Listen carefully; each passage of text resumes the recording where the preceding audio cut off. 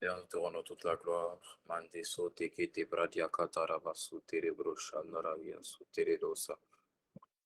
Nous te rendons toute la gloire de ce que tu es notre désir, tu es notre soupir, tu es le cri de nos cœurs, tu es celui que nous recherchons, tu es celui que nous demandons, celui que nous désirons.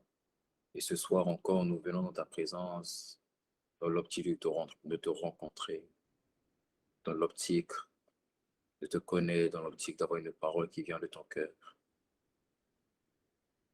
Père, soit le commencement, soit la fin de toutes choses, soit le désir de nos âmes, le désir de nos cœurs, le désir de nos vies, de nos êtres. Nous voulons te voir, nous voulons t'expérimenter, nous voulons te vivre.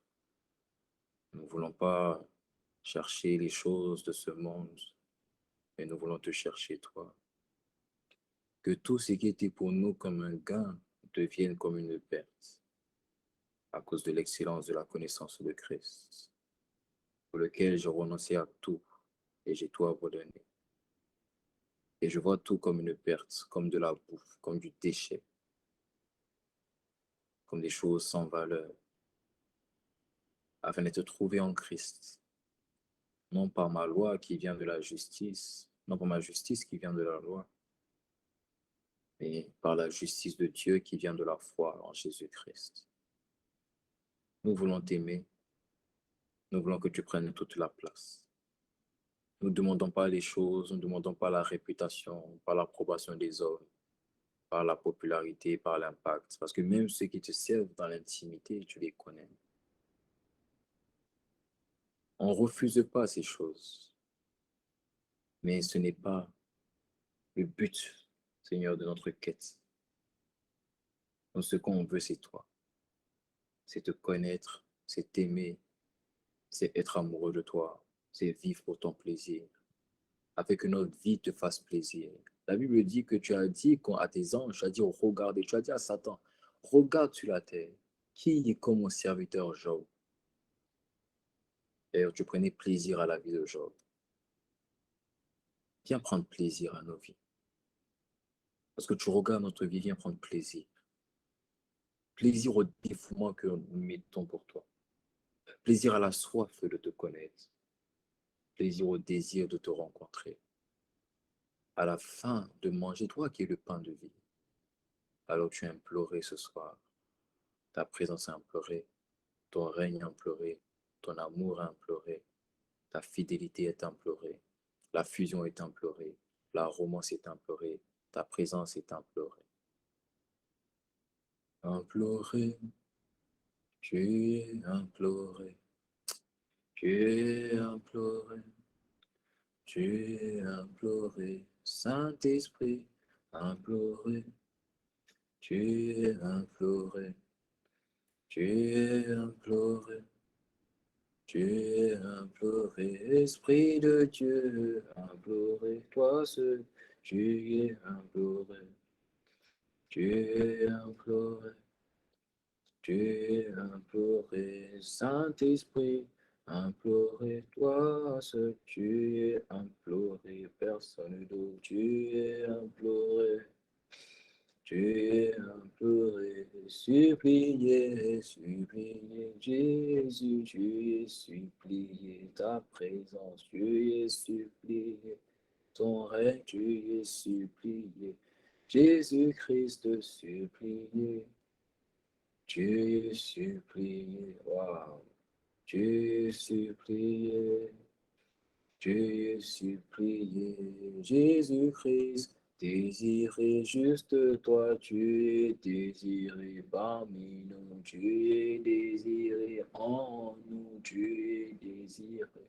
Esprit de Dieu, désiré, tu es le désir de mon cœur, désiré chaque jour, tu es désiré, tu es désiré. Rechercher, rechercher toi seul, tu es recherché, quête de mon cœur, tu es recherché, tu es recherché, Esprit de Dieu, recherché, oh toi seul, tu es recherché, Tu es recherché, tu es recherché. Pas un pas sans toi, pas un pas sans toi, pas un pas sans toi, pas un pas sans toi, pas une parole sans toi, pas une parole sans toi, pas une parole sans toi, pas une parole sans toi, pas une vie sans toi, pas une vie sans toi, pas un rêve sans toi, pas un rêve sans toi, car tu es tout pour moi. Tu es tout pour moi, oui, tu es tout pour moi. Tu es tout pour moi. J'ai tant besoin de toi, papa. J'ai besoin de toi. Je ne suis rien sans toi. Je ne suis rien sans toi. Je ne veux que vivre pour toi. Juste vivre pour toi. Être amoureux de toi. Papa Yahweh. Être amoureux de toi. Pas un pas sans toi. Pas un jour sans toi, pas une seconde sans toi, pas une minute sans toi, pas un mois sans toi, pas une relation sans toi, pas une relation sans toi. Je te veux juste toi. Pas un pas sans toi, pas un pas sans toi. Sharababote librosa tarabadosa. Araba shandiribrosa kataraba shandiribrosa. Akate libradi kitiribrosa. Shandarabadoso. Likuturu bayata bayakite bekuturu boshundarabasuta. Esprit de Dieu présent en ce lieu, Mandeke Teribra Suteya Taraya Sotarabasata. Shandelibre Koturu Brudiara Baba Yendelibra Sataraba. Andelibro Shakataraba Satelibro Shakataraba Shindelibro Satelibro Shak. Lekataba Kotelibra Satelibro Shakataraba Yandelibro Shak. Andabra de Keterido Sunde de Diadia Brandi Keteribro Shakataraba Sota.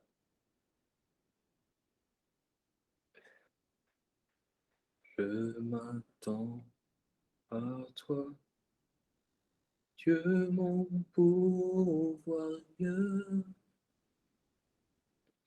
pourvoyeur. Je m'attends à toi, je m'attends à toi, je m'attends à toi, je m'attends à toi. Tu es mon bouclier, tu me protèges, bouclier. Ah. Je m'attends à toi, je m'attends à toi, je m'attends à toi, Seigneur, je m'attends à toi. Tu es mon refuge, mon refuge. Je m'attends à toi, je m'attends à toi, je m'attends à toi, papa, je m'attends à toi. Tu es mon bouclier. Bouclier, tu me protèges, je m'attends à toi. Tu veilles sur moi, je m'attends à toi. Je m'attends à toi, Seigneur, je m'attends à toi. Pierre bienfaiteur, tu es fidèle, bienfaiteur, ta fidélité, tu es bienfaiteur. Tu es bienfaiteur. Je m'attends à toi, Seigneur Jésus. Je m'attends à toi. Tu es mon architecte. C'est toi qui bâtis ma vie, architecte. Je m'attends à toi. Oh, je m'attends à toi. Je m'attends à toi, Seigneur. Je m'attends à toi. Tu es mon écrivain. Je suis ton ouvrage écrivain. Oh God, je m'attends à toi. Je m'attends à toi. Je m'attends à toi, je m'attends à toi, Alpha et Oméga, c'est toi qui as commencé, Oméga, et c'est toi qui vas devenir l'Alpha. Je m'attends à toi. Je m'attends à toi, Seigneur Jésus. Je m'attends à toi. Tu es l'amour de ma vie.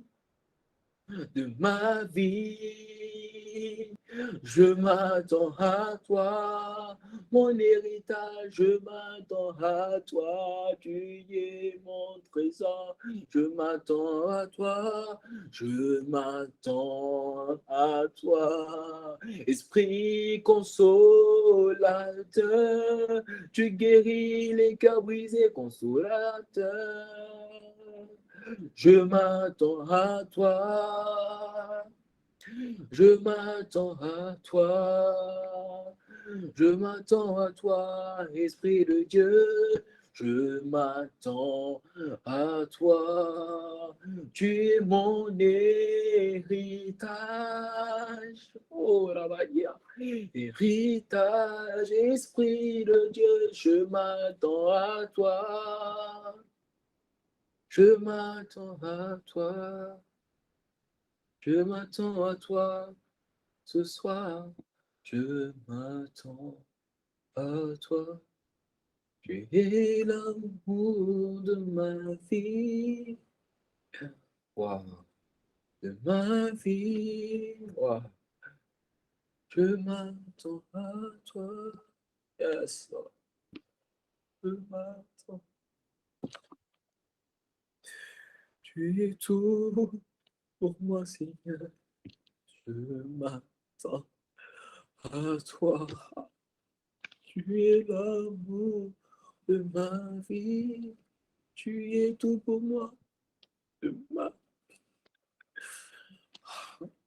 m'attends à toi. Je m'attends à toi. Honneur, louange et gloire à toi. Siècle de siècle et pour l'éternité. Amen. Amen.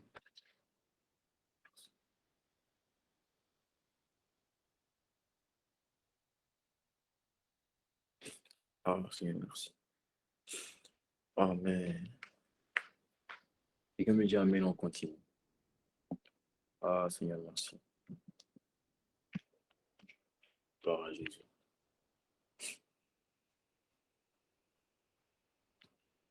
Alors, je vais t'inviter à prendre le lien et à l'envoyer à une personne. Amen. Quelqu'un est connecté? Je prends le lien, j'envoie à une personne, je demande à cette personne de se connecter. Alléluia. Seigneur. nous te rendons toute la gloire. Esprit de Dieu, esprit de force, esprit d'amour, esprit de paix. Jésus, ma référence. Jésus, ma référence. Il est digne de révérence. Jésus, ma préférence. Le sujet de mon espérance. Amen. C'est bon? Tu as partagé le lien? Est-ce que tu as partagé le lien? Quand tu partages le lien, partage le lien. Est-ce que tu as partagé le lien? Tu as vraiment partagé le lien ou pas? Amen. Ah, nous sommes bénis d'être dans la présence de Dieu. Je t'assure, si tu es présent, tu es béni. Je t'assure, tu es béni. Ah, tu es béni. Tous ceux qui font partie du reste sont bénis. La bénédiction est accompagnée de ceux qui font partie du reste. Élie a dit quoi? Il se plaignait devant Dieu. Père, je suis resté seul à te servir, à être demeuré fidèle. Dieu lui a dit quoi? Il y a 6 000 qui n'ont pas fléchi genou devant Baal. Tu fais partie du reste. Tu fais partie de ceux qui n'ont pas fléchi genou. Tu fais partie de ceux qui ne se sont pas compromis, de ceux qui n'ont pas décidé de laisser l'assouplissement, la paresse les prendre, mais qui ont dit, je serai présent, je vais écouter la parole que Dieu a à mon cœur. Voilà pourquoi tu es béni. Et voilà pourquoi cette parole va te bénir. Cette parole va bénir la personne qui est connectée au son de ma voix. Je le crois, je le sais, parce que Dieu est fidèle et sa parole qu'il envoie vient transformer ta vie, vient restaurer ton cœur. Je vois la parole de Dieu. Cette parole aujourd'hui va venir guérir beaucoup de personnes.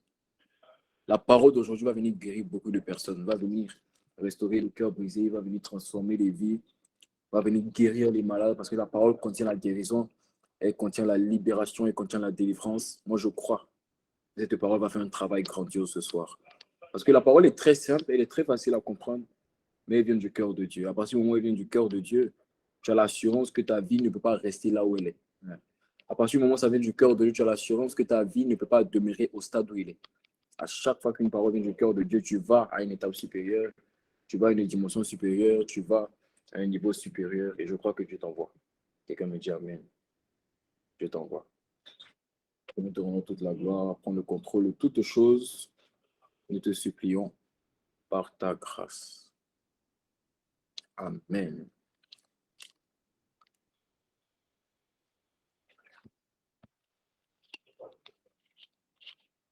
Seigneur, merci. Amen. Ah, Seigneur, ta grâce. Ok.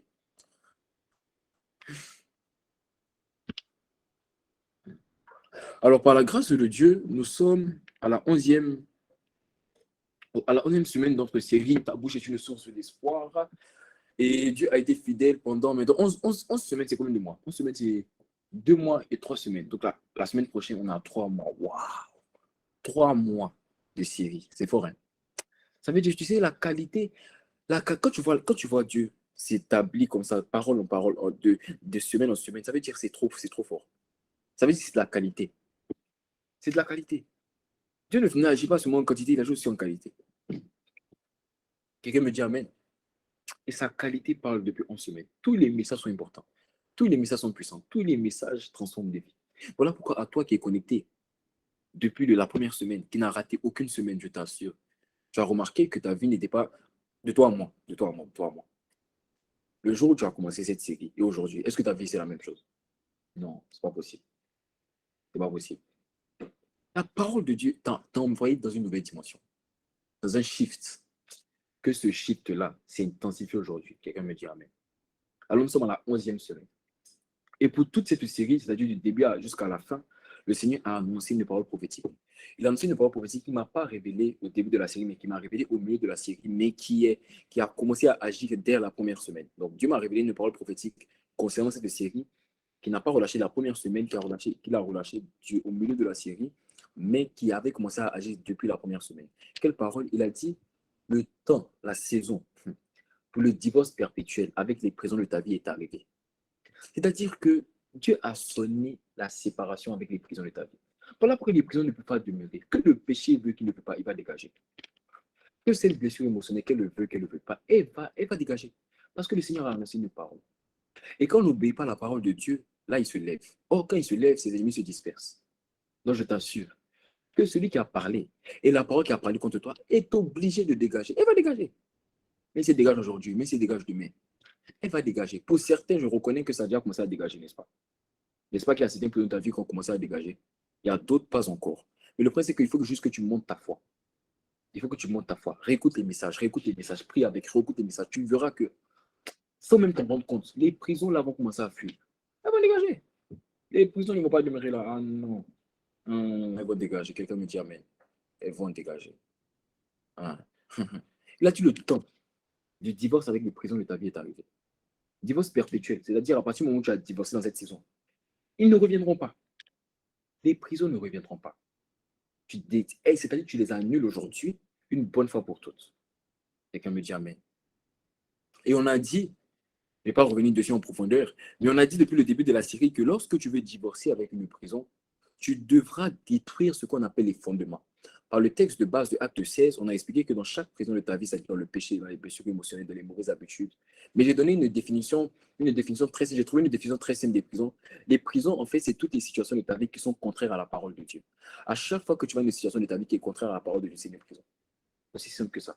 À chaque fois que tu vois une circonstance qui est contraire à ce que Dieu avait dit à ton sujet, c'est une prison.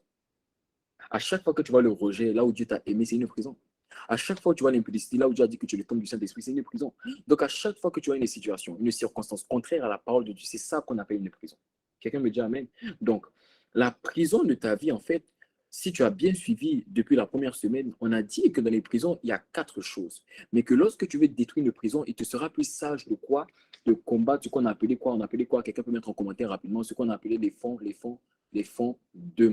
Les fondements. Lorsque tu veux sortir d'une prison, tu devras briser les fondements.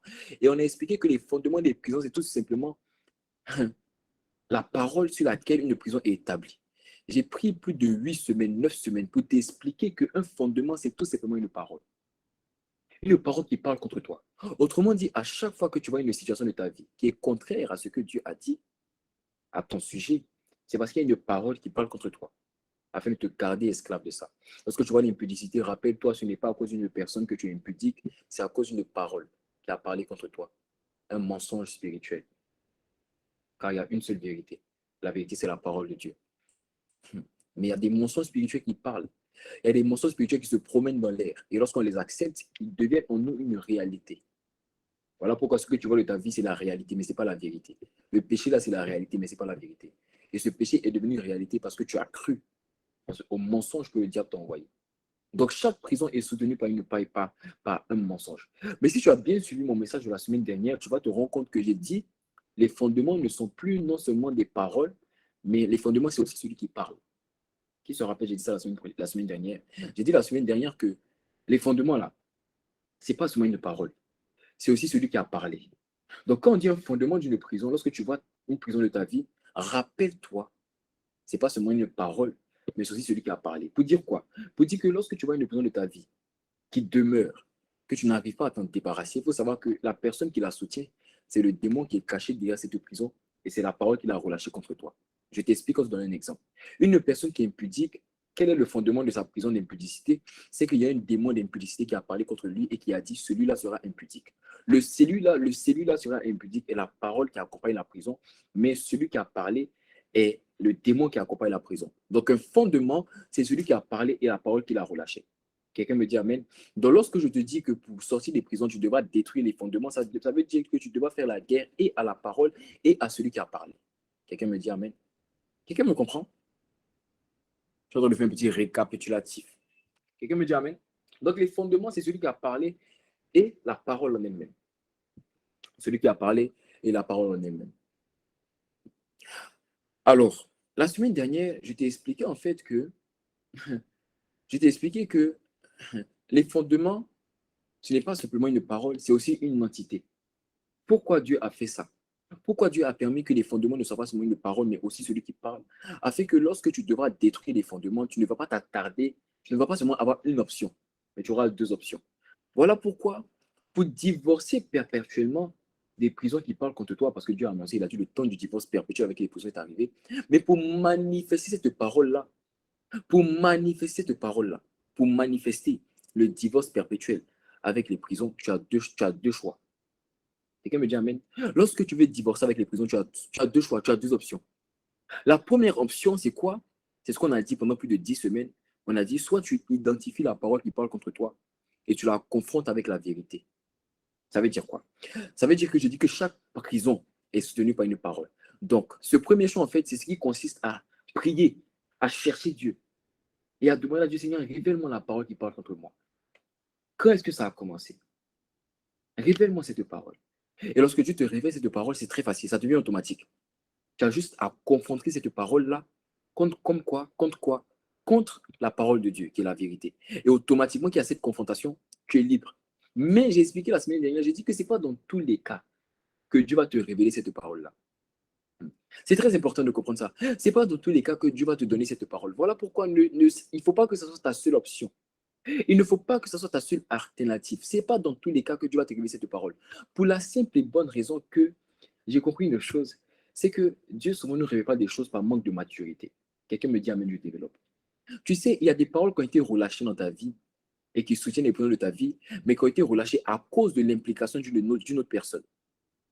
Ainsi, si Dieu te révèle d'où la parole est sortie, si tu n'as pas la maturité spirituelle, tu vas non seulement, tu vas non seulement avoir de la haine pour la personne par laquelle la parole est venue. Je te donne un exemple.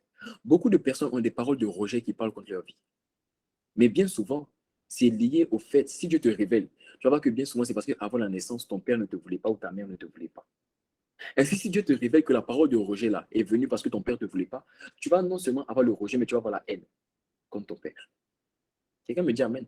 Donc, ce n'est pas dans tous les cas que Dieu te révèle la parole parce que Dieu ne voit pas forcément la maturité que tu as pour te révéler la parole. J'expliquais concernant la prison d'impudicité que je menais que Dieu m'a révélé la parole d'impudicité qui parlait contre moi 2 ans après ma conversion. Pourquoi? Parce qu'il a vu une certaine maturité. Il y a des paroles que Dieu ne te révèle pas parce que si tu te révèles, ça va t'attirer des combats. Tu imagines si Dieu te dit que ce combat-là, cette prison-là, il n'y a pas que toi qui l'as. Toi, tu l'as. Et si tu la gardes, ta postérité va la voir. Tu vas te mettre dans la logique de combattre. Mais si le démon derrière la prison, en tant que Dieu t'a révélé ça, il va t'attaquer. Parce qu'il va savoir que tu contiens une vérité. Il va savoir que tu possèdes une vérité, que tu es capable de transmettre de génération en génération. Donc, il y a des paroles que Dieu ne nous révèle pas pour la simple et bonne raison qu'il n'a pas envie de nous attirer d'autres combats. Quelqu'un me dit Amen. Quelqu'un me dit Amen. Donc, Dieu te révèle en fonction de ton niveau de maturité. Donc, ce n'est pas dans toutes les prisons que Dieu va te révéler la parole qui parle contre toi. Ce n'est pas dans toutes les prisons. Mais ça peut arriver. Ça peut arriver que tu pries. Ça peut arriver que tu cherches Dieu. Papa, je veux toi. Je veux te connaître. Je veux savoir qui tu es. Révèle-moi ce qui parle contre moi. Et Dieu va te révéler. Il y a des prisons où Dieu te révèle comment ça a commencé. N'est-ce pas? Il y a des prisons où Dieu te révèle comment ça a commencé. Et quand il te les révèle, c'est très facile. Tu as juste à regarder la parole qui parle contre toi et tu as juste à l'opposer à la parole de Dieu. Et automatiquement, cette parole va se taire et tu vas sortir de la prison. Pourquoi? Parce que la Bible dit ils l'ont vaincu par le sang et par la quoi? Par la parole de leur témoignage. Quelqu'un me dit Amen. Donc ça, c'est la première option. Lorsque tu veux divorcer des prisons, tu peux identifier la parole qui parle contre toi. Mais rappelle-toi, c'est limité parce que ce n'est pas dans tous les cas que tu pourras réellement savoir. Tu pourras réellement trouver la parole. Quelqu'un me dit Amen. Maintenant, tu as l'autre option. L'autre option pour sortir des prisons, c'est ce que j'ai expliqué la semaine dernière. J'ai dit, tu vas devoir combattre l'entité démoniaque, satanique qui a parlé contre toi. Et ça, c'est plus facile. Tu sais pourquoi? Parce que la parole qui parle contre toi a la capacité de se cacher. Mais celui qui a parlé n'a pas la capacité de se cacher. Pourquoi? Parce qu'il est visible au travers des réalités de ta vie. Je t'explique. La parole qui parle contre toi peut être cachée, mais celui qui a parlé peut être caché. Pourquoi? Parce que tu sais que tu es impudique lorsque tu vois l'impudicité dans ta vie. Donc tu sais qu'il y a un démon d'impudicité. Tu sais que tu es rejeté lorsque tu vois le rejet dans ta vie. Donc tu sais qu'il y a un démon de rejet. Donc la deuxième option que Dieu te donne, à défaut de trouver la parole, c'est de quoi? C'est de combattre celui qui a parlé. Et pour combattre celui qui a parlé, c'est très facile. Tu as juste à regarder les réalités de ta vie. Lorsque tu vois ta vie, quels sont les combats que tu vois? Quels sont les combats que tu mènes? Quelles sont les prisons dans lesquelles tu es? À partir du moment où tu vois les réalités de ta vie, tu sais qui parle contre toi. Lorsque tu vois l'impudicité, tu n'es pas bête pour savoir que c'est l'esprit de l'impudicité qui parle. Lorsque tu vois le rejet, tu n'es pas bête pour savoir que c'est le rejet. Lorsque tu vois l'amertume, la tristesse, tu n'es pas bête pour savoir que c'est l'amertume et la tristesse. Quelqu'un me dit Amen. Quelqu'un me dit Amen. Lorsque tu vois la folie, tu n'es pas bête pour savoir que c'est la folie qui parle. Est-ce que je parle à quelqu'un? Donc la deuxième option, c'est de combattre celui qui a parlé. Pourquoi? Parce qu'il est déjà visible. Parce que tu le vois déjà. Au travers des réalités de ta vie, il est visible. Il n'a pas besoin de se cacher. Est-ce que quelqu'un me comprend? Il n'a pas besoin de se cacher, il est visible. Au travers des réalités de ta vie, les combats que tu mènes définissent celui qui parle contre toi. Quand tu vois l'orgueil, c'est qu'il y a un esprit d'orgueil. Tu n'as pas besoin d'entendre une parole qui a parlé contre toi, qui a dit non, c'est parce qu'à tel âge, tel ci s'est passé. Tu n'as pas besoin de savoir ça parce que tu le vois déjà. Donc tu as deux choix, tu as deux options. Lorsque tu veux sortir des prisons, lorsque tu veux divorcer perpétuellement avec les prisons, tu as deux choix. Soit tu identifies la parole, mais rappelle-toi, c'est limité et c'est pas dans tous les cas que tu vas te révéler parce que Dieu va souvent te révéler en fonction de ta maturité, parce que la révélation vient en fonction de la maturité. Ou tu as le deuxième choix, c'est de combattre celui qui a parlé. Et ça, c'est plus facile parce que tu le vois déjà. Dans notre génération, on a peur. Le problème, c'est que les gens n'ont pas envie de combattre. Les gens préfèrent la première option. Parce qu'au moins, la première option, bon, le diable, il ne va pas trop me combattre. Vous pensez, regardez, la première option, là, moi, je vois ça comme étant avoir peur. Il y a certains, ils le font parce qu'ils se disent, Père, j'ai envie de savoir pour aider les générations futures. Parce que moi, si je connais la parole, je sais comment aider ceux qui vont venir après. Mais il y a d'autres, là, c'est parce qu'ils ont peur. Parce que tu penses que combattre un démon, c'est quoi? On vous a trop menti, vous avez trop regardé les films bizarres. Arrêtez de regarder les films bizarres, ça ne marche pas comme ça. On se tient dans les acquis de la conscience de l'identité en Christ et on déclare des choses. La deuxième option consiste à quoi? Elle consiste à combattre celui qui a parlé. Quelqu'un me dit Amen. Donc tu as deux options. Tu as deux options. Et aujourd'hui, je suis venu t'enseigner concernant la deuxième option. Quelqu'un me dit Amen. Je pense qu'on a assez parlé. Normalement, dans le programme que j'avais établi, pour le programme que j'avais établi au début, voilà pourquoi c'était mon programme et Dieu a mis son programme, donc je suis un esclave, quelqu'un me dit Amen. Mais dans le programme que j'avais établi, aujourd'hui, on était censé parler de la première option. Dans quelle mesure? Dans la mesure où, en fait, lorsqu'on parle des paroles qui soutiennent les prisons, il y a trois types de paroles. Okay? À chaque fois que tu vois une prison, dis-toi que ça fait partie peut-être de trois catégories de paroles. Okay? On devait parler de ça aujourd'hui, mais on ne va pas parler de ça parce que l'esprit a tourné les choses. Quelqu'un me dit Amen. Alors aujourd'hui, on va parler de la deuxième option. Alors, si tu optes pour la deuxième option pour divorcer avec les prisons, ça veut dire que tu devras combattre. Tu devras combattre celui qui a parlé contre toi. Si tu optes pour la deuxième option, ça veut dire que tu devras combattre. Tu dois mener un combat contre celui qui a parlé contre toi. Tu sais pour quelle raison? Pour la simple et bonne raison que lorsque celui qui a parlé parle contre toi, lui-même il te combat. Tu vas devoir combattre le démon qui est caché derrière la prison de ta vie. Pourquoi? Parce que lui-même te combat. Est-ce que je parle à quelqu'un? Ne t'arrête pas en te disant non, Jésus a tout accompli, Jésus a tout accompli, Jésus a accompli. Mais depuis que tu sais que Jésus a accompli là, quelle délivrance as-tu gagné? Quelle liberté as-tu gagné? Depuis que tu as la conscience que Jésus a accompli, quelle liberté as-tu gagné? Tu dis Jésus a accompli, tu chantes les musiques, tu adores, tu lèves les mains. C'est toi qui te mets à genoux pour prier. Mais quelle liberté? Quand tu finis ça, le diable vient, il te moleste, il te maltraite. C'est la preuve que il est encore là. Le diable ne va pas t'empêcher d'adorer. Si tu veux, il faut aller écrire des musiques. Va sortir des musiques. Il n'a que faire. Adore comme tu veux, chante toutes les musiques. C'est pas son problème à lui. Mais lorsque tu voudras sortir des prisons, il va créer une opposition. Alors pour sortir des prisons, il ne s'agit pas de lire sa Bible et de dire oui, je reconnais qu'il a tout accompli. Oui, je crois que Jésus-Christ est Seigneur, qu'il est né, il est né d'une Vierge Marie. Non, non, non, non, non. Pour sortir des prisons, tu vas devoir combattre celui qui a parlé contre toi. Pourquoi? Parce que celui qui a parlé contre toi, lui-même, il te combat. Lui-même, il te combat. Et comment il te combat? Il te combat en te retenant dans la prison. Comment je t'explique? Comment le démon d'impudicité te combat? Le démon d'impudicité te combat en faisant quoi? En t'empêchant de sortir de l'impudicité. Le démon de colère te combat en t'empêchant de sortir de la colère. Dans notre génération, les chrétiens de maintenant, nous pensons que le combat spirituel là, c'est quand je fais un rêve bizarre, c'est quand on me poursuit pendant la nuit. Quand tu te réveilles, tu as fait un cauchemar. Non, on m'a combattu. Moi, quand je fais des cauchemars, je me réveille, ça ne me dit rien du tout. Mais ce n'est pas la vérité, c'est un cauchemar qui est souvent lié à mes pensées. Mais toi, quand on te poursuit un peu, tu es tout affolé, tout excité. Parce que pour toi, le combat spirituel, c'est seulement la nuit. Qui t'a dit le combat spirituel, c'est seulement la nuit? Oh, parle-moi, je vais te parler. Qui t'a dit le combat spirituel, c'est seulement la nuit même? Là, je commence à me réveiller. Là. Qui t'a dit le combat spirituel, c'est seulement la nuit? La plupart des flèches qui volent le jour. Des flèches qui volent le jour. Qui t'a dit que c'est seulement... Qui t'a dit le combat spirituel, c'est seulement la nuit? Les flèches qui volent le jour. Tu sais pourquoi on parle des flèches qui volent le jour? Parce que si tu es intelligent, tu vas comprendre que lorsqu'on parle d'une flèche, quelqu'un qui tire une flèche est plus sage de tirer ça le jour que la nuit, parce que la nuit, tu ne vois pas bien. La nuit, tu n'as pas une bonne vision parce qu'il fait noir. Mais le jour, la flèche, tu sais où viser. On parle des flèches qui volent le jour. Toi, tu parles de quoi? Tu penses que le combat spirituel, c'est la nuit. C'est pas la nuit. Oh. Je dis, c'est pas la nuit. C'est pas que la nuit. Arrêtez, vous êtes là, dans notre génération, non, parce que j'ai fait tel mauvais rêve. Non, non, on est venu m'attaquer. Toi, tu penses que si le diable veut t'attaquer, c'est la nuit, c'est lui qui va t'attaquer. Et ceux qui meurent dans les accidents de voiture, là, ils faisaient quelle heure? Si le diable veut t'attaquer, c'est pas seulement la nuit. Arrêtez de penser que combat spirituel symbolise simplement cauchemar ou crainte. Mari de nuit, femme de nuit. Quel bon cauchemar même. Comment quelqu'un qui te poursuit, toi, ta grand-mère te poursuit, tu as peur. Est-ce qu'en réalité, si toi, on place, toi, ta grand-mère et toi, on dit faites la course, est-ce qu'elle peut gagner? Elle te poursuit en rêve, tu as peur. Quelqu'un qui est même dans la vraie vie n'est pas capable de te rattraper. C'est un rêve, la personne va te rattraper. Oh, donne-moi la main, je vais te parler. Quelqu'un qui dans la vraie vie n'est pas capable de courir plus que toi. C'est dans le rêve, elle va. Oh. Il faut que tu aies la révélation de qui tu es.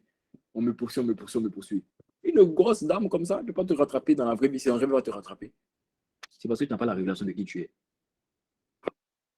Tu n'as pas la révélation de qui tu es.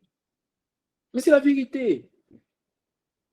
Moi, j'ai pris l'engagement devant Dieu de commencer à vous dire la vérité. Je ne marche plus, je ne vais plus marcher mieux. Je ne vais plus marcher mes mots. Il faut que ça rentre dans votre tête. Quelqu'un me dit Amen. Donc, combat spirituel ne s'agit pas simplement aux choses de la nuit. Non. Quand on dit combat spirituel, c'est lorsque tu vois que le démon fait tout pour t'empêcher de sortir des prisons et de te retenir dans la prison. Autrement dit, un démon te combat non que lorsque tu as un cauchemar, mais un démon te combat lorsqu'il t'empêche de sortir de sa prison.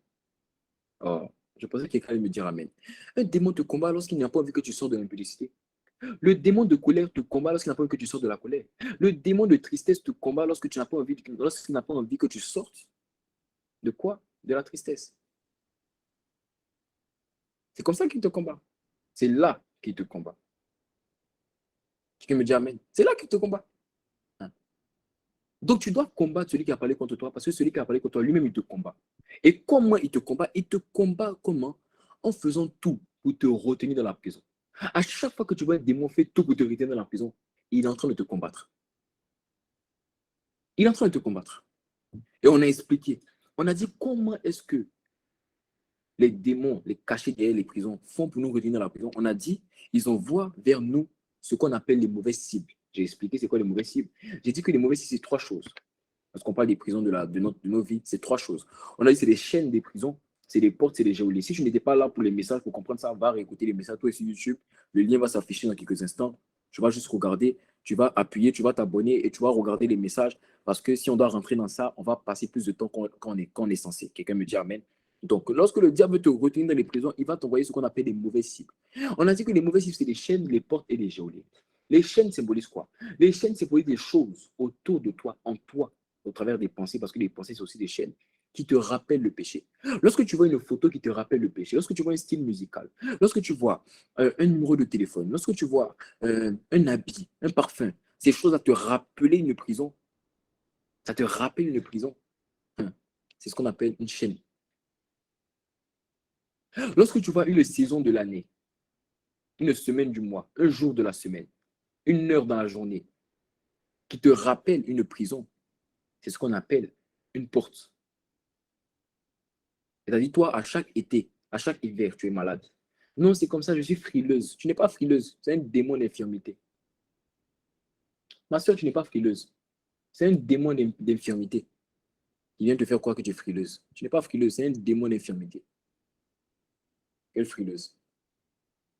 À chaque fois que tu vois une saison qui est associée à un péché, associée à une blessure émotionnelle, associée à une maladie, c'est ce qu'on appelle une porte. Et il y a ce qu'on appelle des geôliers. Les geôliers, ce sont les gens qui, inconsciemment ou consciemment, sont autour de toi ou sont envoyés vers toi afin de te quoi? De te rappeler des prisons au travers de leurs commentaires, au travers de leurs actions qu'ils posent envers toi. Parce qu'une personne te dit que non, tu vas rester dans l'échec. C'est un geôlier envoyé par l'esprit d'échec pour dire que toi, toute ta vie, tu dois échouer. Donc, lorsqu'un démon veut te retenir dans la prison, il va t'envoyer des chaînes, il va t'envoyer des portes, et il va t'envoyer des geôliers afin de te retenir. Et j'ai expliqué la semaine dernière, et maintenant, ça fait maintenant 3 semaines qu'on en parle plus en profondeur. Non, 2 semaines. J'ai expliqué qu'en fait, le but, c'est quoi en envoyant les mauvais cibles? C'est de te retenir dans la prison. Qui se rappelle? J'ai dit que lorsqu'il envoie les mauvais cibles, c'est pour te retenir dans la prison. te retenir dans la prison. Et j'ai dit comment il le fait. Il le fait de deux manières. Tout d'abord, en utilisant les mauvais signes pour faire quoi? Pour inscrire les prisons en toi.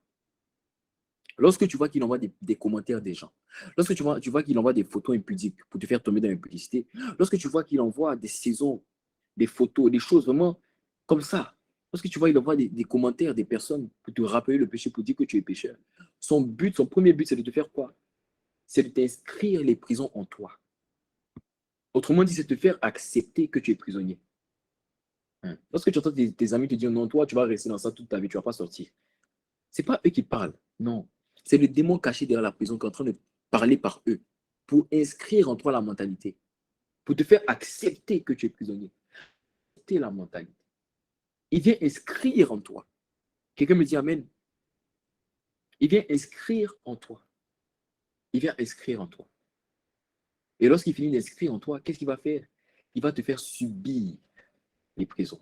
Parce que lorsqu'il inscrit en toi la mentalité de prisonnier et que tu as accepté cette mentalité, tu deviens automatiquement prisonnier. Alors si tu deviens prisonnier, tu deviens son esclave. Et voilà comment beaucoup de personnes tombent dans le péché. Parce qu'ils ont accepté la mentalité de prisonnier. Ainsi, parce que tu as accepté, le démon caché derrière la prison a commencé à faire de toi ce qu'il voulait. Parce que tu as accepté d'être son esclave en acceptant la mentalité qu'il t'a proposée. Quelqu'un me dit Amen. Mais aujourd'hui, tu vas sortir de ça. Laisse-moi donner une révélation, je t'assure, aujourd'hui, tu vas sortir de ça. Aujourd'hui, tu vas sortir de ça. Ah. Je dis, il ne va plus jamais inscrire en toi. Il ne pourra plus. Quelqu'un me dit Amen. Ok. Alors, le titre de mon message aujourd'hui, c'est voici comment divorcer avec l'entité cachée derrière ta prison ou tes prisons. Voici comment divorcer avec l'entité cachée derrière ta ou tes prisons. Amen. Voici comment divorcer avec l'entité cachée derrière ta prison. Quelqu'un me dit Amen. Quelqu'un me dit Amen. Voici comment divorcer avec l'entité cachée derrière ta prison. Quelqu'un me dit Amen. Ok. Alors, pour divorcer, si tu as bien compris mon développement depuis le début, pour divorcer avec celui qui a parlé contre toi, tu as juste à l'empêcher de te retenir dans la prison, n'est-ce pas? Parce que son but à lui, c'est de te retenir dans la prison, n'est-ce pas? C'est un combat. Je t'explique, c'est un combat. Lui, son but en te combattant, c'est de te retenir dans la prison. Alors, si tu as le combat en retour, mais tu dois l'empêcher de manifester son but. Tu dois faire le contraire de ce qu'il veut faire. Et lui, il veut te retenir. Donc, tu dois l'empêcher de te retenir. Quelqu'un me dit Amen. Est-ce que tu comprends pourquoi tu dois l'empêcher de le retenir maintenant? Parce que son but à lui dans le combat, c'est de te retenir. Donc, toi aussi, si tu dois le combattre, mais tu dois l'empêcher de te retenir. Tu dois faire le contraire. Quelqu'un me dit Amen. Quelqu'un me dit Amen. Donc, pour divorcer avec lui, avec le démon qui a parlé contre toi, tu devras l'empêcher de te retenir dans la prison. Alors, ça veut dire quoi? L'empêcher de te retenir dans la prison. Lorsqu'on dit empêcher un démon de te retenir dans la prison, ça veut dire quoi? Ça veut dire briser son emprise sur toi. Ôter son pouvoir, le pouvoir qu'il a sur toi là. La domination qu'il a sur toi. Tu dois l'enlever. Quand on dit l'empêcher de te retenir dans la prison, ça veut dire que tu vois l'effort où il vient, il te donne un ordre, il dit tombe dans le péché, tu tombes là. Tu dois le briser. Cette emprise-là, tu dois l'anéantir. Ce pouvoir-là, tu dois l'arrêter.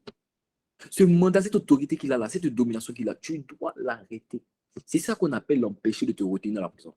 L'empêcher de te retenir dans la prison, ça veut dire que l'emprise, sa domination, le règne qu'il a sur toi, tu dois l'anéantir. Tu dois le briser. Tu dois le casser. Quelqu'un me dit Amen.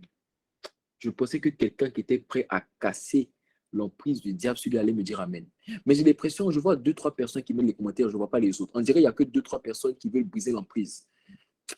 S'il y a quelqu'un qui veut briser l'emprise, tu es obligé de mettre Amen. Si tu veux anéantir le règne de Satan sur ta vie, tu es obligé de mettre Amen. Tu n'as pas le droit de ne pas mettre Amen. Quelqu'un me dit Amen.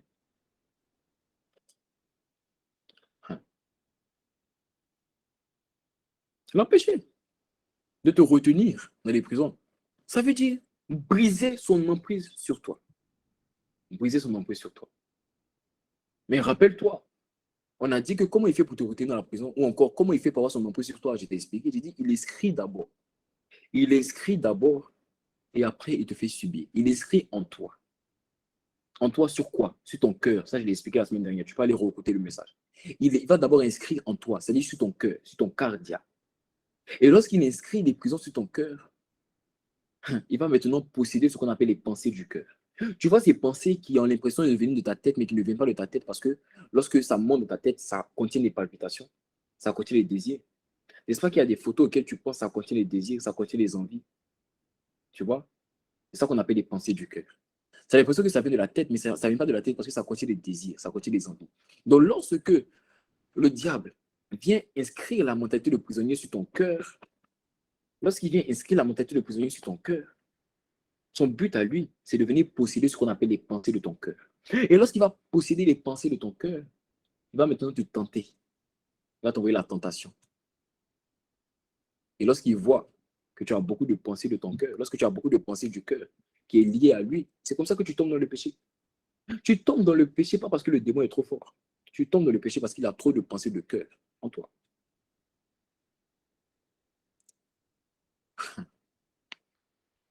Amen.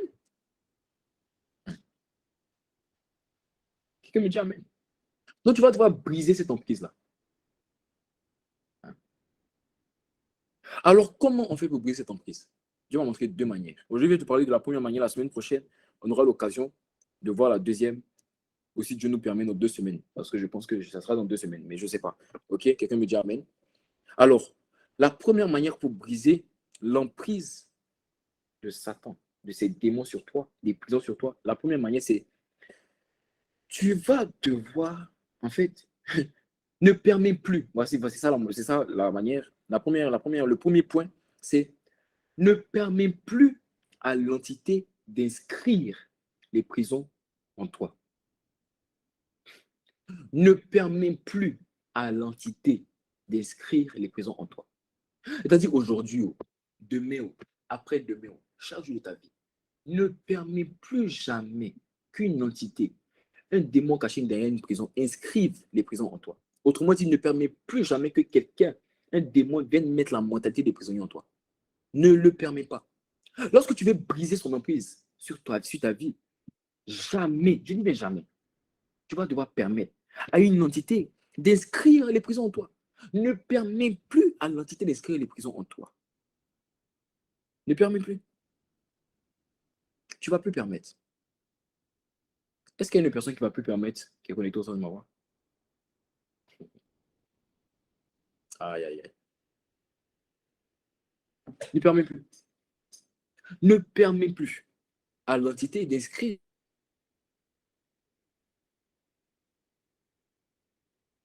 les prisons. Tu vas devoir repousser.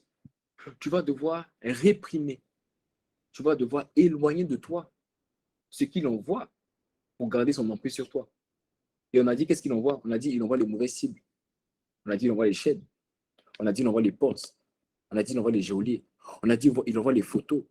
Il envoie les numéros de téléphone, il envoie les parfums, il envoie les commentaires. Il envoie les souvenirs. Il envoie les témoignages des gens pour te garder dans la prison. Il envoie ça vers toi. Il envoie les commentaires des gens pour te garder dans la prison. Alors, l'empêcher en fait d'inscrire l'entité, l'empêcher en fait d'inscrire l'identité des prisons en toi, c'est tout simplement faire quoi? C'est de réprimer ce qu'il envoie vers toi pour inscrire les prisons en toi.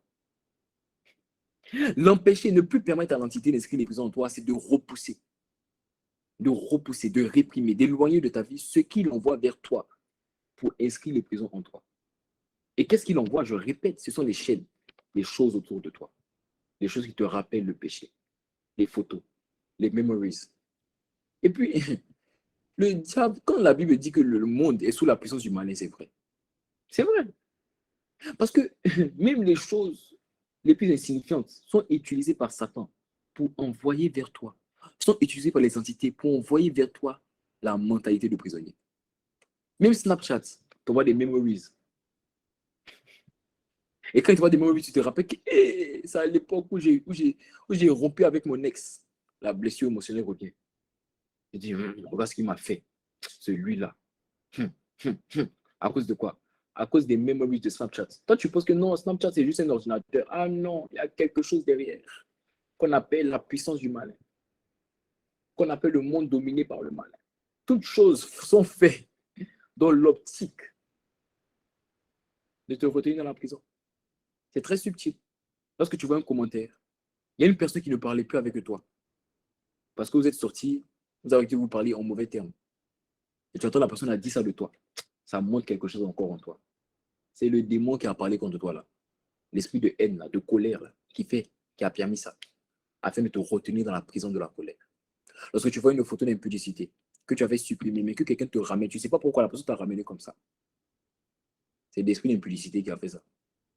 Hein, afin de te garder dans l'impudicité. Alors, qu'est-ce que tu dois faire lorsque tu ne veux plus qu'il inscrive en toi les prisons? Tu vas devoir réprimer ces choses, les refouler, les éloigner de ta vie, les repousser. Alors, comment, ou encore quel autre mot, mais quelle définition, en fait, de réprimer ces choses?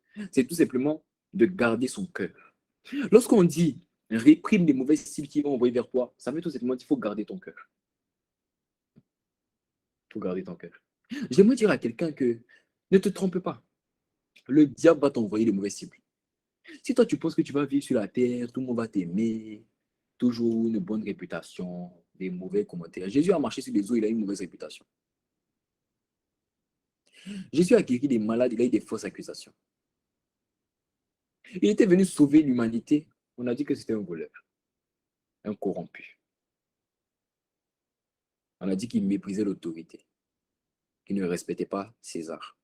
Celui-même qui a dit rendez à César ce qui est à César. On a dit qu'il ne respectait pas César parce qu'il se faisait roi. Donc si Jésus lui-même, il a eu des fausses accusations, toi tu es qui? Dans la vie, il faut comprendre que le diable et les démons derrière les prisons de ta vie vont toujours envoyer des choses pour inscrire les prisons en toi. Ils vont envoyer. Ne pense pas que tu vas passer outre. Parce que le diable n'a pas de la haine contre les chrétiens. Non, il a la haine contre chaque être humain. Parce que c'est chaque être humain qui a pris sa place. Donc, même si tu es chrétien, que tu pries, que tu ne pries pas, il va envoyer. Que tu vas à l'église, que tu ne vas pas à l'église, il va envoyer. Que tu te connectes à notre moment de prière ou que tu ne te connectes pas, il va envoyer. Il va envoyer. Je n'ai pas demandé de mettre ce verset. Il va envoyer. Quelqu'un me dit Amen. C'est quelqu'un me dit Amen. Il va envoyer. Donc tu vas devoir garder ton cœur. Tu vas devoir garder ton cœur. Aïe, aïe, aïe. Garder son cœur. Je vais t'expliquer. Tu vas comprendre. Laisse-moi montrer deux manières très faciles de garder son cœur. La première des manières, c'est ce qu'on appelle le aussitôt. Aussitôt, j'ai presque fini mon message. La première des manières, c'est ce qu'on appelle le aussitôt. Aussitôt, le mot aussitôt, ok? La première des manières pour garder son cœur, c'est ce que l'esprit m'a fait comprendre comme étant le aussitôt. Le aussitôt. Le aussitôt, ça veut tout simplement dire réprimer automatiquement les mauvaises cibles qu'il va envoyer. Tu as entendu? Réprimer automatiquement. Réprimer automatiquement les mauvaises cibles qu'il va envoyer. Automatiquement. C'est-à-dire que tu n'attends pas. Automatiquement. Je vais t'expliquer. Ça veut dire quoi? Quand on dit aussitôt, ça veut dire dès qu'il envoie une mauvaise cible, tu la repousses. Dès que tu vois une photo qui est capable de faire monter en toi des pensées impudiques, tu passes la photo. Dès que tu entends un commentaire qui vient associer ta vie à l'échec, tu dis, moi, je n'échouerai jamais. Je ne connais pas l'échec. Aussitôt, ça dit, c'est du tac au tac. Tu n'attends pas que la chose demeure. Oh mon non, c'est pas grave, je ne vais pas parler. Non, non, non, non, non. Le aussitôt, c'est-à-dire dès que tu vois quelque chose, dès que tu vois, il y a une fille qui passe, quand tu la vois de face, tu sais qu'elle a une bonne forme. Mais tu sais que si elle passe, si tu tournes ta tête, c'est pas bon. Ça va créer des désirs en toi. Aussitôt, passe. Tu ne tournes pas ta tête. C'est ça qu'on appelle aussitôt. Alors, quelqu'un me dit Amen. Aussitôt, tu sais que cette musique-là va susciter des choses en toi. Tu passes. Tu passes. Tu sais que le DM, là, la personne qui vient de t'envoyer le message, là, si tu parles avec la personne, c'est pas bon. Aussitôt, tu passes. Et moi, viens me demander le nombre de DM Instagram que je reçois. De filles qui viennent se passer comme des filles qui ont besoin d'aide, mais qui n'ont pas besoin d'aide. Je bloque. Moi, je m'en fous. Hein. Quand je vois que tu ne m'arranges pas, je te bloque.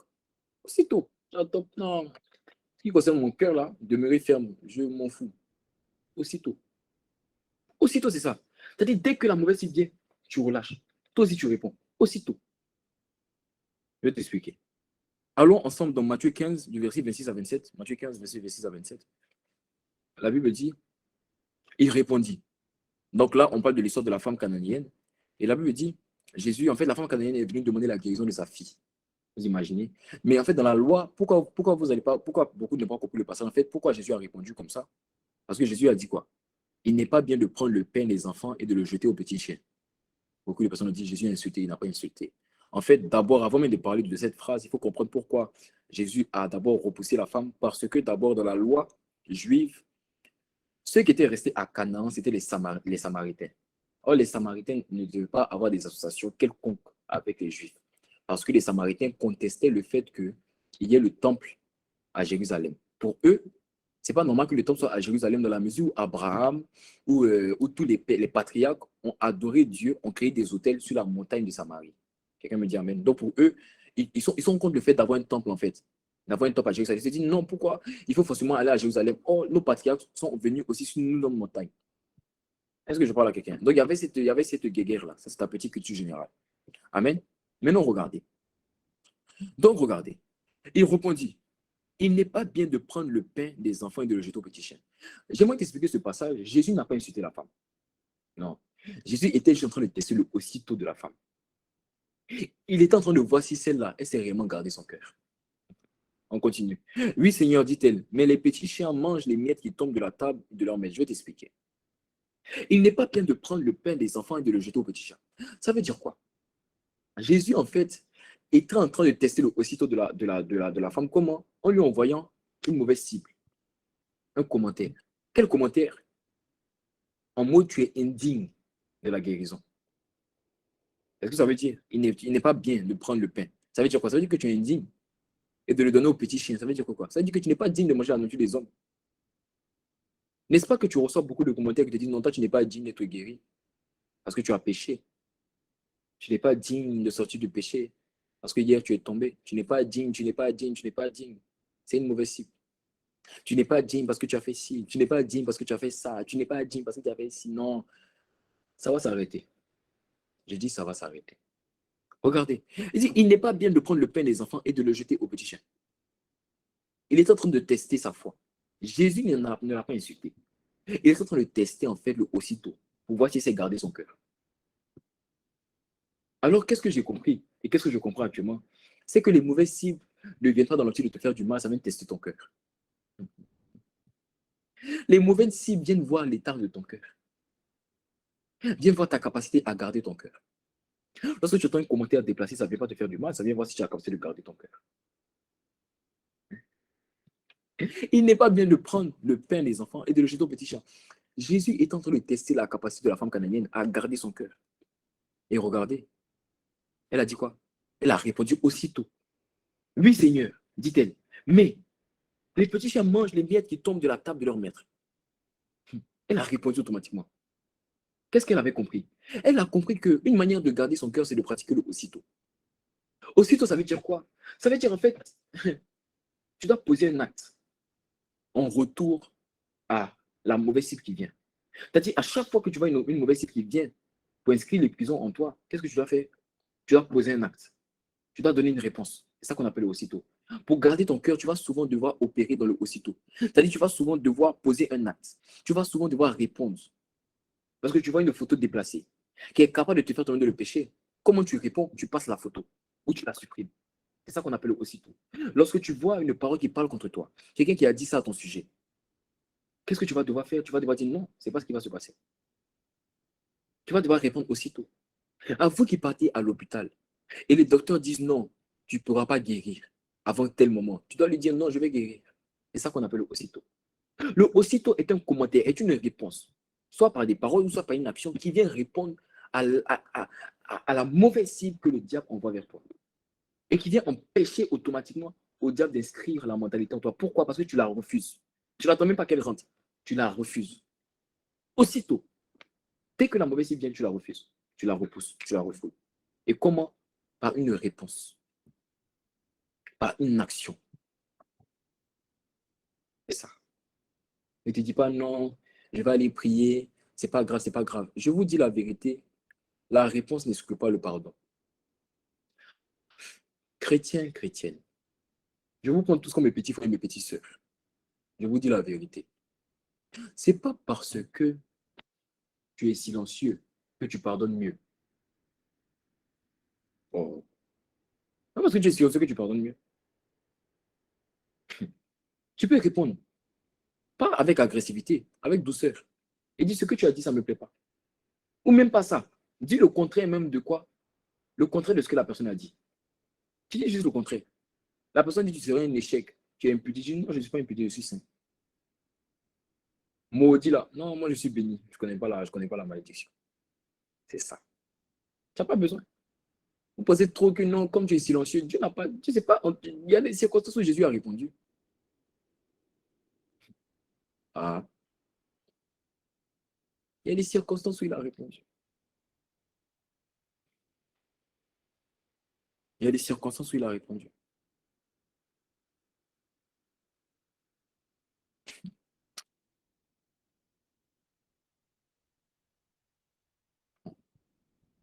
Aussitôt implique une réponse, implique une action. Quelqu'un me dit Amen. Lorsque tu veux garder ton cœur, tu dois pratiquer ce qu'on appelle le aussitôt. Deuxième des choses, c'est que tu dois pratiquer ce qu'on appelle le ne rien tolérer.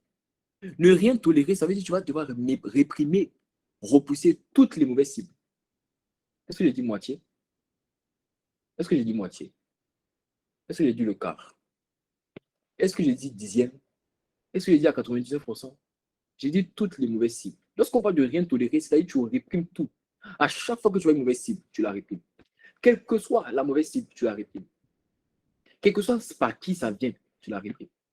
Quel que soit de qui ça vient, tu la réprimes. C'est ça qu'on appelle le rien tolérer.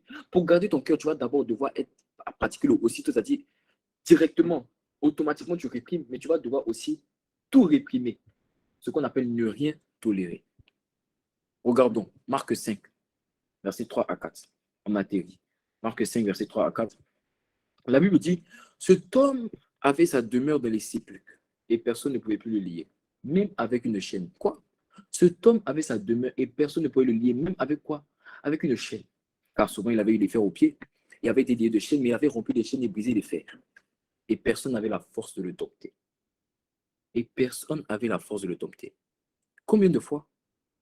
Combien de fois on voit le personne? Combien de fois? 2 fois. La première des fois qu'on voit le personne, la Bible dit, et personne ne pouvait plus le lier. Même avec une chaîne. Autrement dit, personne ne pouvait envoyer des mauvais signes. Et la conséquence, c'est quoi? Personne n'avait la force de le dompter. Autrement dit, lorsque tu empêches tout le monde d'inscrire en toi la mentalité, tu vas empêcher aussi tout le monde de te faire subir. Bon, on ne va pas aller là aujourd'hui. Mais qu'est-ce que ça veut dire? Ça veut dire en fait que pour rien tolérer, laisse-moi révéler que tu vas devoir faire comme le démoniaque. Tu vas devoir considérer personne. Lorsque tu n'as pas envie que quelqu'un vienne t'empêcher de garder ton cœur, lorsque tu ne veux rien tolérer, la meilleure des choses à faire, ne considère personne. Qu'est-ce que ça veut dire? Ça ne veut pas dire qu'il faut manquer de respect aux gens. Non. Ça veut dire en fait, il faut faire acception de personne. Ne te dis pas que non, comme cette personne, j'aime cette personne, je vais accepter son commentaire. Ne fais pas ça. Ne te dis pas que comme le commentaire vient de mon papa, je vais accepter. Comme le commentaire vient de mon frère, je vais accepter. Ne fais jamais ça. Tu sais pourquoi ne fais pas ça? Parce que le diable passera par ceux qui sont proches de toi. Hein? Parce qu'il sait qu'eux, ils ont accès à ton cœur. Lorsque le diable veut aller directement à ton cœur, il va passer par ceux qui ont accès à ton cœur. C'est comme une personne qui est en retard et qui voit un embouteillage, mais qui connaît un raccourci. Est-ce qu'elle va prendre l'embouteillage? Non, elle va prendre le raccourci. C'est ainsi que lorsque le diable veut atteindre ton cœur afin de diriger les pensées de ton cœur, il ne va pas prendre l'embouteillage, il ne va pas faire comme tout le monde. Non, il va passer par ceux que tu aimes. Parce qu'eux, ils ont directement accès à ton cœur. Voilà comment beaucoup de personnes, vous avez été frappés, vous avez été touchés par les commentaires de ceux que vous aimez. Parce que le diable est passé. Mais tu sais pourquoi c'est passé comme ça? Tu sais pourquoi le commentaire de ton papa t'a fait du mal? Tu sais pourquoi le commentaire de ta mère, le commentaire de ton frère, le commentaire de ta soeur, tu sais pourquoi le commentaire de tes amis t'a fait du mal? C'est parce que tu n'as pas agi comme le démoniaque. La Bible dit, et personne ne pouvait plus le lier. Rappelez-vous que cet homme était fou. Personne même ne voulait le toucher. Je ne sais pas si le verset 2 peut s'afficher. Personne ne voulait le toucher. Marc 5 au verset 2. On va voir Marc 5, verset 2, je vous montre. Personne ne voulait le toucher. Pourquoi? Parce qu'il était fou. Il était fou. Donc ça veut dire que les gens même avaient peur de s'approcher de lui. Ça, on va voir ça dans Marc 5, verset 1 à 2. Personne ne voulait s'approcher de lui. Donc les seules personnes qui étaient capables de s'approcher de lui, c'est sa famille. Mais la Bible dit, et personne ne pouvait plus le lier. Autrement dit, sa famille ou pas sa famille, il empêchait tout le monde. Il empêchait tout le monde de quoi? De s'approcher de lui. Amen. Oh, Shadarabasi de Rebosha. Oh, Darabari de Rebosha. Oh, bon, c'est pas ça, c'est pas ça. Aïe, aïe, aïe. Personne. Personne, tout le monde avait peur de lui. Tout le monde avait peur de lui. À Gadara. Tout le monde avait peur de lui. Hein. C'est pas ça, c'est pas ça. Tout le monde avait peur de lui. Quelqu'un me dit Amen. Tout le monde avait peur de lui. Donc, les seuls mecs qui étaient capables de s'approcher de lui, c'était sa famille. Mais la Bible dit personne ne pouvait plus le lier. Personne ne pouvait plus le lier. Personne. Lorsque tu ne veux rien tolérer afin de garder ton cœur, tu vas devoir faire considération de personne. Refuse les commentaires de tous ceux qui parlent mal contre toi, qui disent des choses qui sont contraires à la parole de Dieu. Refuse, même si c'est la personne que tu aimes, qui t'a envoyé une photo déplacée, qui est contraire au principe de Dieu, refuse. Arrêtez de tolérer les choses parce que vous êtes amoureux. Quel amour même? Toi, tu es quel amoureux? Tu sais ce qu'on appelle amoureux? Bêtise. Tu sais ce qu'on appelle amoureux? Si ton amoureux te dit de quitter ta famille, d'arrêter tes études, tu vas arrêter? Quel amour? Quel amour? Ton amoureux, il peut mourir à la croix pour toi. Est-ce que ton amoureux peut mourir à la croix pour toi? La Bible dit qu'il n'y a pas de plus grand amour que de donner sa vie pour ses amis. Comédiens, comédiennes aussi. Surtout les comédiennes. Ça, c'est surtout les filles. Ça, c'est pas les garçons, c'est surtout les filles. Vous êtes des comédiennes. La Bible dit qu'il n'y a pas de plus grand amour que de mourir pour ses amis. Celui qui dit l'amour de toi, là, il peut mourir pour toi. Non, comme c'est lui, comme il m'aime, il a dit on va faire ça, donc on va le faire. Hey! Donc à cause de lui, tu vas en enfer. Ah non. Ah non. Je n'irai pas en enfer à cause de toi. Ah, pas à cause de toi. C'est ça. Il faut faire considération de personne. Tu peux m'aimer, il n'y a pas de problème. Mais je ne vais pas brader mon éternité. Je ne vais pas venir passer outre les valeurs que Dieu m'a données à cause de toi. Non, tu n'es pas digne de ça.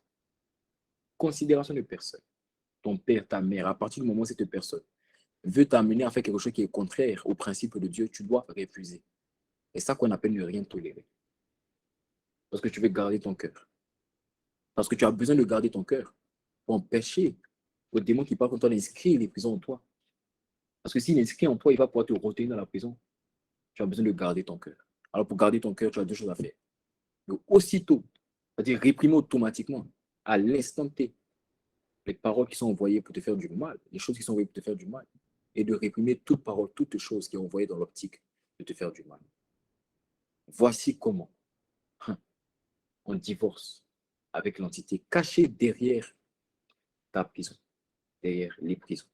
Dans le nom de Jésus. Amen. Amen. Quelqu'un me dit Amen. Amen. Gloire à toi, Seigneur Jésus. J'aimerais profiter de l'occasion pour donner l'occasion à une personne. J'aimerais te donner l'occasion à une personne connectée au son de ma voix. Tu es connecté au son de ma voix. Et tu n'as jamais fait ce qu'on appelle la prière du salut. La prière du salut, c'est le départ pour marcher avec Dieu. La prière du salut, c'est la vomac préparée pour marcher avec Dieu. Et tu veux faire ce pas en avant. Tu veux vraiment connaître Dieu en profondeur. Et tu n'as jamais fait ce qu'on appelle la prière du salut. Ou encore, tu n'as jamais fait ce qu'on appelle la prière de la nouvelle naissance. Et tu veux marcher avec Dieu. Tu veux naître de nouveau dans le royaume. Tu vas répéter après moi cette prière. Seigneur Jésus, merci. Parce qu'aujourd'hui, tu m'as parlé. Et je crois que cette parole était pour moi. Alors je t'accepte comme mon Seigneur et mon Sauveur. Fais de moi ce que tu veux. Dans le nom de Jésus. Amen. Gloire à Jésus-Christ.